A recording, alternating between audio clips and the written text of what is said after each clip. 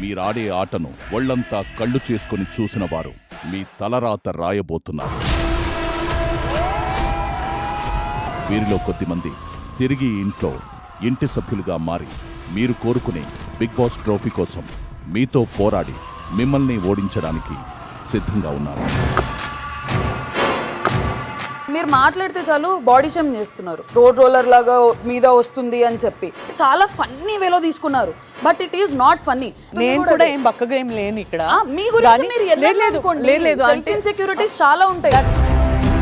నీకు వీడియోలు చూపించిండ్రు, వేరే వాళ్ళకి వీడియోలు చూపించలేదు అనుకున్నా. ఇక్కడ ఆ వీడియోలలో నువ్వు తప్పు అని అంటున్నారు.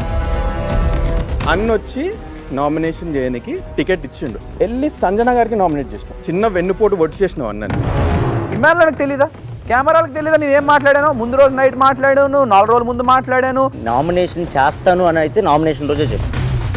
What is class according to you? I need to know. మేము బయట ఆర్టిస్ట్, ఇక్కడ కూడా ఆర్టిస్ట్ లానే డెలికేట్ గా ఉందాము అని క్లియర్ గా. This house is very wrong.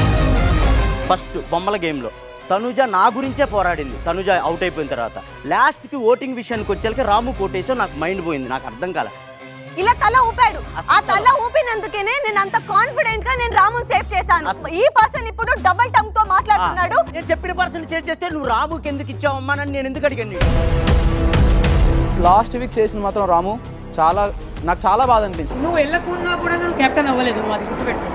ఈ పోకింగ్ వద్దు చెప్తున్నా. అదే చెప్తున్నా. నువ్వు కూడా అవ్వలే కదా. అదే చెప్తున్నా, ఈ పోకింగ్ వద్దు. నా పక్కన ఉన్న దాంట్లో పోయి కూడా నేను చివరికి వెళ్ళి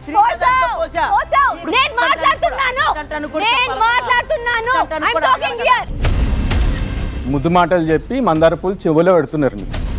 సింపుల్గా చెప్తుంది.